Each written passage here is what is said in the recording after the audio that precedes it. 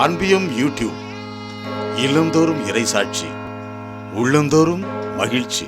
உங்கள் தடைமுடி எல்லாம் எண்ணப்பட்டுள்ளது. நேசரி எங்களை ஒவ்வொரு நாளும் பராமரித்து தேவைகளை நிறைவேற்றி கண்ணின் மணியென காத்து வருகின்றீர். அடைக்கலத்தில் இணைந்திருக்கும் பொழுது எந்த ஒரு பயமும் இல்லை.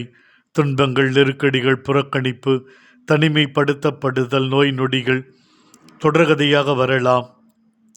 இவைகளுக்கு மத்தியிலே ஆண்டவருடைய வல்லமையுள்ள கரம் கூடவே இருக்கும்.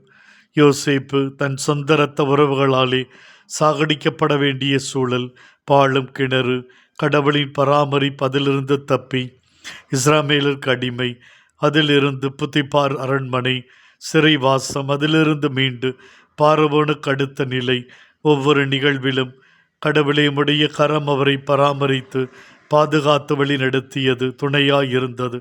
பாழும் கிணற்றில் பசி பட்டினியால் சாக வேண்டியவர் பசியோடு பட்டினியோடு வாடுகின்றவர்களுக்கு உணவு கொடுக்கக்கூடியவராய் மாறுகிறார். இதுதான் கடவுளினுடைய அருட்செயல். ஆண்டவர் ஒருவர் மீது அன்பு வைத்தார் என்றால், தன் பார்வையை பதித்து விட்டார் என்றால் அது போதும். மழையென துன்பம் வரலாம், அனைத்தும் பணியென மாறிவிடும். ஆண்டவர் எங்களுடைய வாழ்க்கையிலும் இன்றைய நாளில் உடைய பராமரிப்பை நாங்கள் கண்டுகொள்ள, அந்த பாதுகாப்பை நாங்கள் இணைந்திருக்க எங்களை நீர் வழிநடத்தும்படி எங்களை ஒப்புக் கொடுக்கிறோம். உண்மையே நாங்கள் நம்பி இருக்கிறோம் ஆண்டவரே. ஆமென். இந்த அன்பியம் யூடியூப் சேனலை நீங்கள் ஷேர் பண்ணுங்க, சப்ஸ்கிரைப் பண்ணுங்க, லைக் பண்ணுங்க.